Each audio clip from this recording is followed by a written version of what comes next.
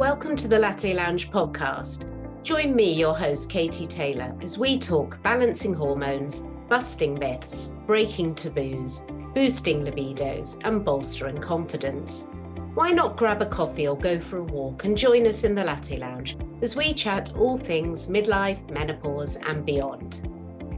With thanks to our friends at Silk Natural Lubricant for making this podcast possible. In this episode, I'm talking to Continence Nurse Specialist and author Jane Simpson about the impact that aging and fluctuating hormones during menopause have on our pelvic health. We'll cover the common problems we might experience with our pelvic floors, including weak bladders, that feeling of always needing to go to the loo, as well as tightness and tension in our pelvis. And Jane will be sharing a whole host of tips and guidance on how you can ease your symptoms. Jane has been a continence nurse specialist with her own private practice at the London Clinic for the last 25 years. Now semi-retired and with much more time, her focus is on raising global awareness of pelvic floor health. She's also the author of the Pelvic Floor Bible and has appeared on television, radio, in podcasts and many and varied articles to spread the word with evidence-based knowledge about all things pelvic floor. So welcome, Jane. Thanks so much for joining us. Thank you for having me, Katie, as always. It's great to see you. So let's start, for those that don't know, what is a pelvic floor and what purpose does it serve in the human body? So, well, basically, without your pelvic floor, your innards would literally drop out. I mean, if you think of your body, if you think of your sort of skeleton, if you like, and you look through the middle of your pelvis, it's where a baby is born through, and that area at the bottom is your pelvic floor, and it's keeping our insides in. It's also enabling us to walk properly, and it helps us to open our bowels and have a pee. And if you think about your pelvic floor muscles, they're attached at the front, that hard bone you can feel behind your pubic hair, and at the back to your tailbone. So like a hammock of muscle from the front to the back.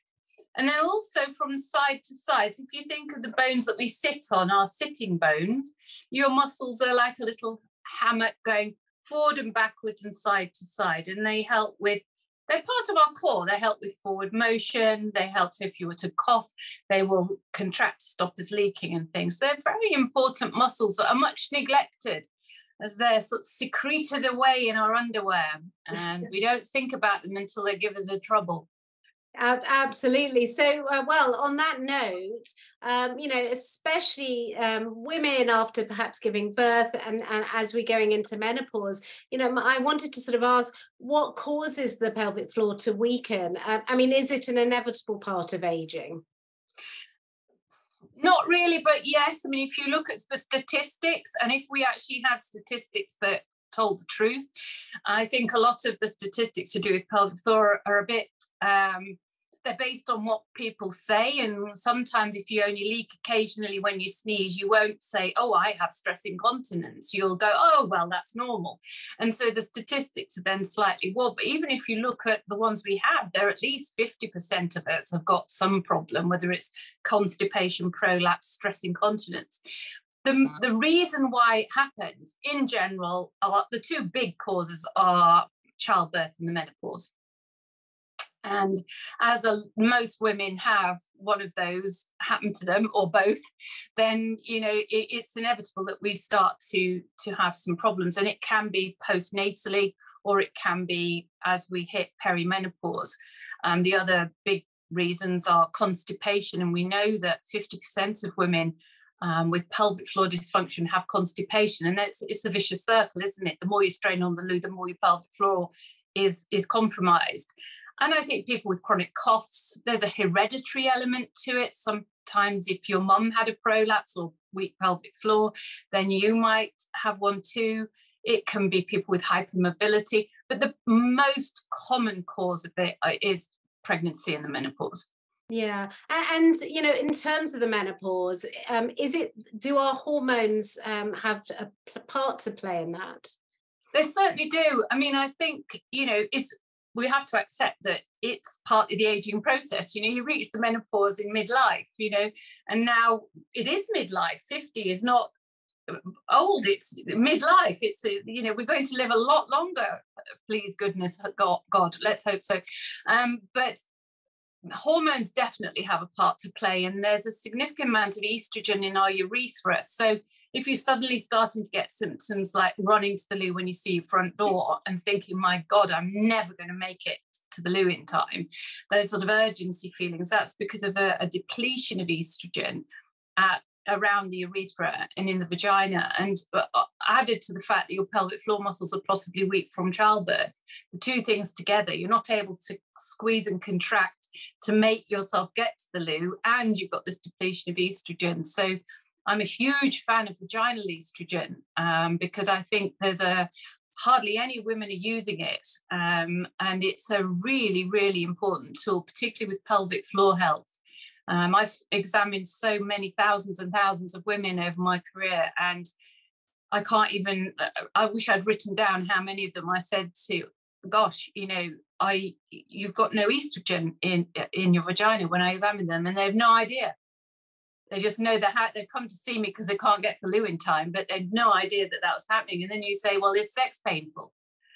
And so, you know, the vaginal estrogen is very important, or estrogen in general. So systemic HRT and vaginal estrogen, depending on, you know, that's a conversation to have with your doctor, but are both very helpful, yes, for pelvic floor dysfunction. Yeah, and we know that there's so much safety data out there about vaginal estrogen in particular, and it's really important to flag that. Now, you know, what are the risks if we aren't looking after our pelvic floor health? I mean, is it mainly that embarrassment factor of leaking, or are there some sort of broader health implications? Well, I think there are, and, you know, one particularly is starting to get chronic UTIs and having a bit of vaginal prolapse. Possibly, if you don't care for your pelvic floor, will become a significant prolapse, which then you are in the realms of, you know, surgical procedures and things like that. Whereas if you'd looked after your pelvic floor earlier when the prolapse was tiny and it was actually able to be, you know, stopped in its tracks, that's important. But if you suddenly start getting lots of urinary tract infections and cystitis, it can actually physically affect your kidneys.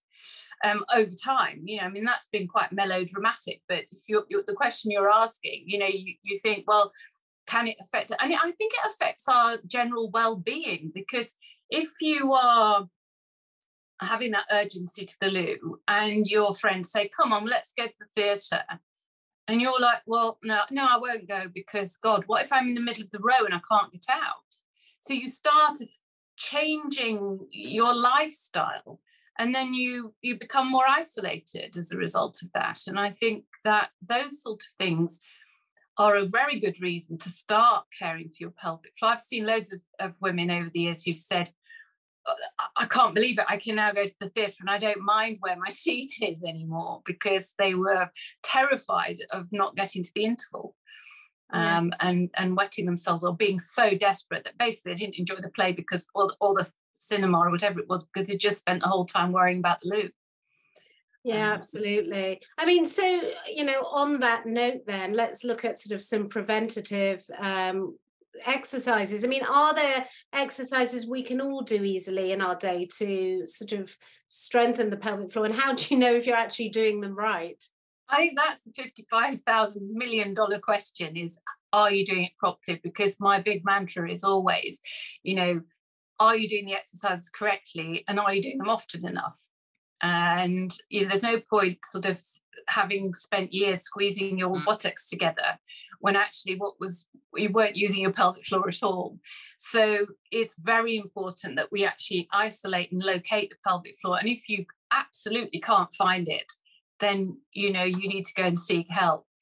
Finding it, there's various ways of making sure you're using the correct muscles.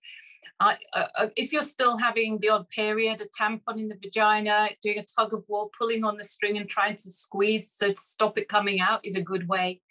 Occasionally trying to stop peeing mid-flow. We don't recommend you do that regularly. Again, it can cause the bladder not to empty well, and then you end up with cystitis or a urine infection. But that actual physical act of trying to stop midstream, that is your pelvic floor contracting. And if you can't do it, then you need to go and see somebody who can work out how to help you understand how to contract the pelvic floor. But a simple way of doing the exercises is just sitting on the arm of a chair, because I think if you're on a hardish surface, to start with, to be sure you're using it correctly, and then a kind of contracting in of the anus and of the vaginal muscles at the same time in a kind of squeeze, lift and hold. I hope we're doing this, Katie, while I'm telling you. And so a squeeze, lift and hold, a count to 5 and a gently letting go. And if you just do that 5 times, you can do it when you're turning the computer on in the morning. I say to people, do it when you're cleaning your teeth, because none of us are ever leaving the house without cleaning their teeth. And then people say to me, oh, it's like patting your head and rubbing your stomach. I can't clean my teeth and do my pelvic floor. But so find something that you can, and whether or not that's when you're eating your toast, going on the school run with the children or grandchildren, but just find 2 minutes twice a day. It takes so little time, and it really, really works. It's extraordinary. A patient say to me, I'm not sure I really believed it. I've known I should be doing them for years. And actually, if you do it a couple of times a day, you really will notice an improvement in, when you sneeze and cough and laugh, and also that sort of heaviness in the vagina, which a lot of us can suddenly start having over the age of 50. Yeah, I mean, it's interesting, isn't it? Because I've seen now more and more devices that are coming onto the market nowadays to help us. I guess a lot of people saying, oh, well, I haven't got time, I always forget, and they're kind of looking for solutions. So, I mean, what do you think of some of these devices? There's things like pelvic floor trainers and biofeedback devices. I mean, do they work, and is it worth the investment? Yeah, they do work. And I think I've always been of the opinion that we're all individual, and some of us really need that feedback. We're useless without it. We're not squeezing away at our pelvic floor and not seeing any, we need that sort of like our Fitbit or whatever it is. And so the LV trainer, which is the most expensive probably of the devices, is a simple insert this little egg into your vagina. You use your smartphone, it takes 5 minutes, and you get graphs, and it's very easy to follow it. So if that's you, then that's a great thing for you. It also ensures you're using the right muscles. But some of us, our muscles are so weak that that will be useless for us, because we'd be squeezing away and absolutely nothing is appearing on the graph because the muscles are just too weak. And sometimes you then need electrical stimulation devices, and there are loads available you can go on Amazon and buy one. But I feel if you're at that level, you ought to go and have yourself assessed, because there are contraindications to using some of these bits of kit, particularly the electrical stimulation ones. So it's useful to just go and have an assessment if you can. A great little thing, which is very cheap, is called the Pelvic Floor Educator. And again, it's a little plastic thing. It's sort of egg-shaped, it sits in the vagina, and it has a little stick attached to it. So you imagine you're lying there on your back, you've got your knees bent, and this little stick is sticking out. And as you squeeze, the little stick moves. So you can actually see the stick moving. And I just think that act of, yes, I've got the right muscles, I'm doing the right thing, is a very helpful thing. So I'm kind of a fan of gadgets, but you have to, be sure you've got the right one. And if you're not sure, then, do go and see a women's health physio or a continence nurse specialist like me, because you only might need to go once just to be sure you're on the right track. And I think, so I'm a fan of gadgets. I think we all are very different human beings. And some of us will stoically go and run out of the front door every morning, but others of us need some different motivations, and whatever pushes your button, I think. Yeah, absolutely. Now, look, I mean, is it just exercise that we need to consider, or are there any sort of other lifestyle tweaks that we can all make, or anything that we should perhaps avoid doing? Well, the biggest thing to do with pelvic floor and lifestyle is constipation. And so many women have constipation, and it can become worse at the time of the perimenopause and the menopause, and when you maybe never had it before. How many women listening are nodding their head when they go, oh my God, every time I go on holiday I get constipation? And then so if you've got a mild prolapse and you're pushing and straining, and sometimes the weakness in the back wall of the vagina, sort of your poo gets almost stuck there. And I see lots of women who tell me, I'm having to put my fingers in my vagina to just push the poo back so that I can actually go. And so any of you who've got constipation, whatever you do, deal with it. I'm a great fan of the raised footstool, because if you just raise your feet sort of 7 to 9 inches on, like a child's step that you have for the grandchildren, or you maybe still got it in the cupboard from your kids, and you just put your feet on it, puts you in a slightly squatting position, and that really helps. It relaxes a muscle around the back of the rectum called the puborectalis muscle, and it lets you poo better. So constipation is huge. If you think about straining on the loo, it's like having a baby every morning. You're all that pushing and straining, and we don't actually associate that with bad pelvic floor health. So look at your diet and try and stop straining on the loo. Other things that can help, obviously heavy lifting, and sometimes that's impossible. I remember looking after somebody who worked in a wine shop, and I thought, oh my God, and they're having to carry all these heavy boxes of wine. So, there is times when it is difficult to avoid certain things. Being too overweight, without doubt, puts a great strain on the pelvic floor. The more weight we carry, it's like carrying a pregnancy, it's a downward force on this tiny little muscle that's trying to hold everything up. So, just be mindful of your weight. And people who have chronic cough, maybe this is your moment to quit smoking. And, obviously if you're an asthmatic, there's nothing much we can do about it. But also, if you try to brace, when you are going to cough, we know that if you contract the pelvic floor at that moment of coughing or of lifting something heavy, it actually protects the pelvic floor. The Americans did some research on this. They called it the knack, which is a wonderful American name. And it just means that you get this knack of every time you're going to sneeze or cough, you brace the pelvic floor. And it doesn't just stop you leaking, it actually protects the muscles. But nothing will help you as much as doing your pelvic floor rehabilitation, really. Yeah. I'm also keen. So if you have a small prolapse, wearing a vaginal pessary is a good idea, because I've said this before to you, Katie, that if you were going for a run, you wouldn't go without your sports bra on, would you? Your boobs would joggle about, be jolly painful. So why don't we give our vagina the same treatment? And if you're wearing something in the vagina, it can just support it a little bit. And there's loads of vaginal pessaries out there now, ones you can buy over the counter, on Amazon. Just they're made of foam rubber. You're better to have one fitted if that is you, because then you can just wash it and reuse it, whereas the foam ones you have to rebuy them. Some women use the moon cup and things like that, or a large tampon, just to support the bladder neck, and that helps sometimes when you're running and things like that, if you have to keep running.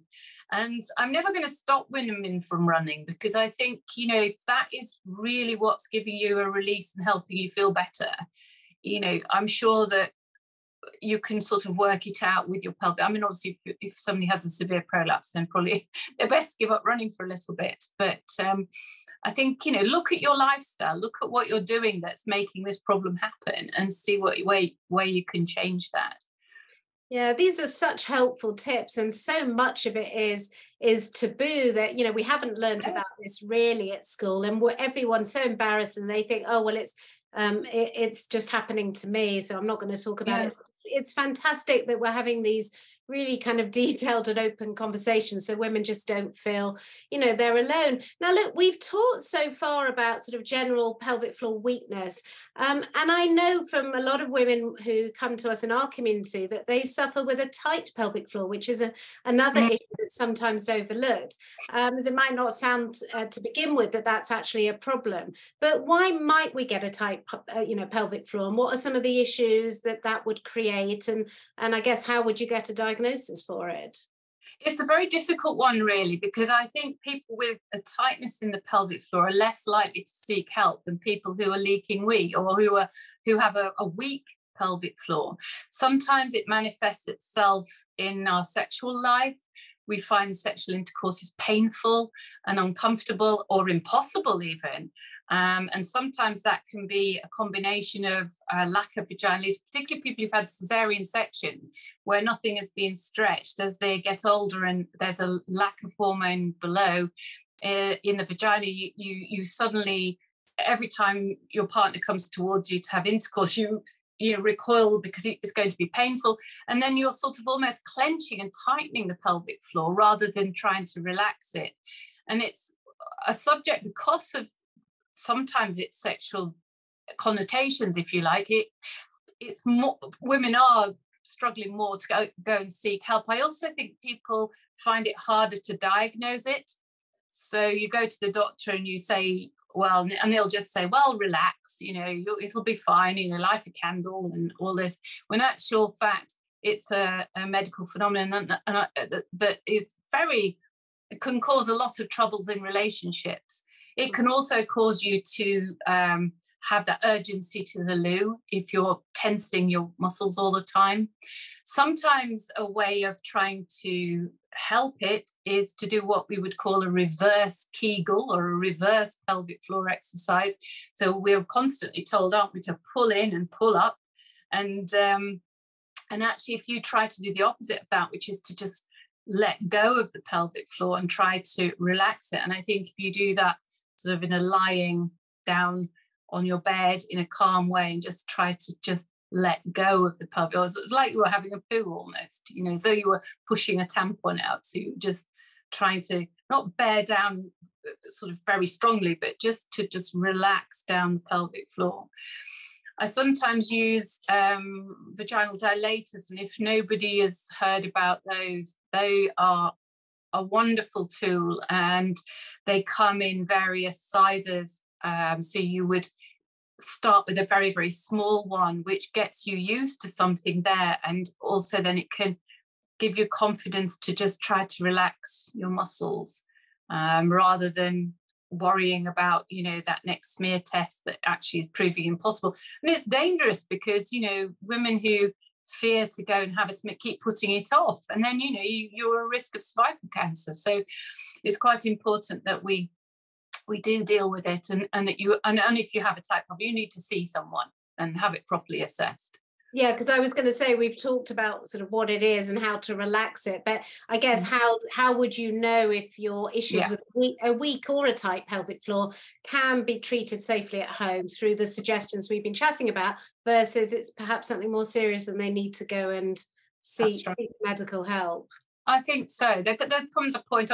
I mean, if we lived in an ideal utopia, everybody should have a pelvic floor assessment every so many years. And I would love it if every time we went for a smear test to the doctor, it was sort of incorporated into that, because that's the ideal time to do it. And I do say to patients, when you go for your routine smear test or your gynecological review or whatever it happens to be, say to whoever is doing it, is my pelvic floor all right? Is it contracting? Is it relaxing? Have I got some prolapse? Because, it's difficult to examine yourself. I mean, you can have a look with a mirror, but you can't necessarily see very much unless you've got a prolapse that's protruding out. And you can look at your vulva, and we all should. And too many patients say to me, I've never looked down there. And I said, well, do you want to look? And I get the mirror, and they're like, oh, goodness me, I've no idea it was like. But it's part of our anatomy. We look up the rest of our bodies in minutiae all the time, and yet our nether regions are sort of, as I've said this so many times, tucked away in our knickers, keeping quiet unless they start to and howl and say things and say, help, I need your help. And I think just getting more awareness, but clearly we can't see what's going on inside. We can feel inside with our finger and just see if we can squeeze our pelvic floor or if we can relax it and things like that. But there comes a point when, you need some proper medical advice. I mean, you've made me think, and I've said this so many times before, but I really wish there was a regular well woman checkup, which included conversations about, do you know what perimenopause is? as you say, and a smear test and a Mm. pelvic check, test. And Yeah. we're not there yet, but that would be wonderful if it's part of the new women's health strategy. But we can we can keep hope. going. We can We'll hope. keep going. Yeah, Yes. we will. I mean, we are getting a few more sort of kind of postnatal clinics starting up, which are, mummy MOTs and things like that. But sadly, most of them are private. And, if you can't afford to do that, then you are, at least actually now GPs are having to see because before the postnatal check was only for the baby. Yeah. And at least now we are having a little bit more, women are being seen too as well. So, but we are getting there slowly. I will keep batting on about it until, I'm dropped off my mortal coil. I think they keep giving me tea towels with pictures of leaks on them, which was my Christmas stocking. And as long as people do, that's great. But it, on a serious note, it's such an important subject that is always bottom of the heap. Absolutely. And I mean, it's not life-threatening, is it? So it's not, it's very life-changing. Yeah, and it does affect your quality of life. Of course it does. So look, I mean, a lot of women may have suffered with these issues since, giving birth or for many years, whether or not they've even had a child. So is it ever too late to try and repair the pelvic floor and strengthen it? Never too late, never. I've looked after some wonderful old ladies, and I mean old ladies, women in their sort of early 90s and things. One intrepid lady of 85 who was determined to continue. She was collecting for the lifeboat every year in her little, she'd go every year, and she just decided she couldn't do it anymore because she just couldn't get the loo in time. And with some vaginal estrogen at 85, and some pelvic floor exercise, she collected for the lifeboat. And that's one of my favourite stories. I think she was a special lady. She couldn't believe it. I don't think she thought we could do something about it, but you can. It's never too late. Absolutely. And anyone who's listening, seriously, if you have mums who are perhaps, like I do, in their 80s, 90s, please do talk openly about things, even things like vaginal dryness and vaginal estrogen, because we hear from women whose mums have been in care homes who are suffering in silence because they're just so embarrassed and they would never dream of telling, their carer what was going on. So look, Jane, I know you've written this brilliant book, which I recommend to absolutely everyone, but for there's lots of people listening who may not know about it. So it's called the Pelvic Floor Bible. I wondered if you could tell everyone why you wrote it.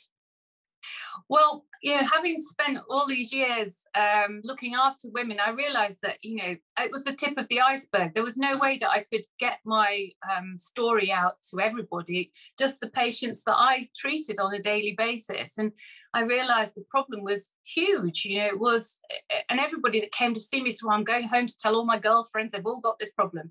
And so I really wrote about all the things that happen to us, which is stress incontinence, leaking when you sneeze. It's the overactive bladder, that key in the door, desperate for a pee. It's about prolapse. It's about your sex life. It's all those things that no one wants to talk about.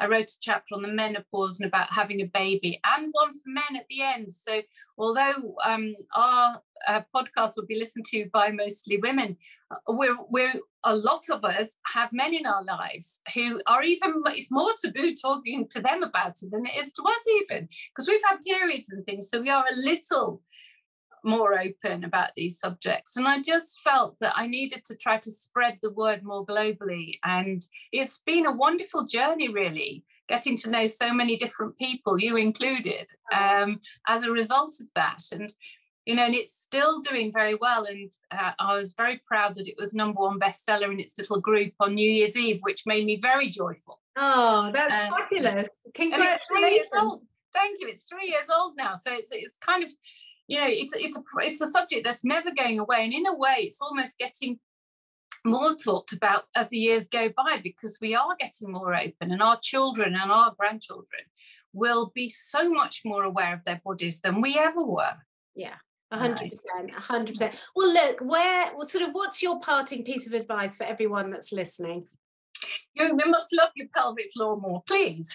You really must love your pelvic floor more. It will love you back so much. I mean, that's the thing. It's you don't have to do much every day to really make a difference to your quality of life. And I think quality of life for us all, you know, having had 2 years of COVID and all of the rest of it, our quality of life this year is, you know, is really important. And so if you can not leak when you sneeze, just by doing a few pelvic floor exercises every day, and it works. I think that's the thing. So love your pelvic floor is my parting shot, Katie. Oh, I love that. Well, if anyone wants to find out more about Jane or the Pelvic Floor Bible, the website is actually thepelvicfloorbible.com. And you can follow Jane on Instagram at Jane_the Pelvic Floor Bible. But my last thing before I let you go, are you still practicing, or have you hung up those boots? Yes, I have. I've actually completely retired from clinical practice. I'm still doing the odd Zoom consultation with old patients of mine, and I'm clearly speaking to them on the phone if they need my advice. But my practice has been taken over by a great team at the King Edward VII Hospital. There's a women's health physio and 2 clinical nurse specialists. So it's still going strong, and I'm still part of it, although I'm not actually physically seeing patients anymore. Now I have more time to do these things with you, Casey, which is great. Important. Yes, because we're spreading knowledge even further through this. So that's right. That's joyful for me to have the time to do this, because I couldn't. I was just too busy in clinical practice. So now I have the time to hopefully spread the word to more people. Well, look, thank you so much for joining me on this podcast episode today. It's been so interesting and helpful. I learn something every time I speak to you, and we've done quite a few of these now. So thank you again, and thank you everyone for listening. I hope you found that helpful, and we'll put everything in the show notes where you can find out about the Pelvic Floor Bible and Jane too. So thanks and take care. Pleasure. Thank you so much for having me, Katie. Thanks so much for listening to the Latty Lounge podcast. If you've enjoyed this episode, it would mean a lot if you could subscribe wherever you're listening so you don't miss an episode. And finally, before I go, I just wanted to remind you to check out the episode show notes for all our extra resources. You'll find links in there for our free Facebook group and our free symptom checker, so you can track your own symptoms against a list of the 34 most common symptoms of perimenopause and menopause. See our show notes for more. This podcast was sponsored by Silk Natural Lubricant and produced by Emily Crosby Media.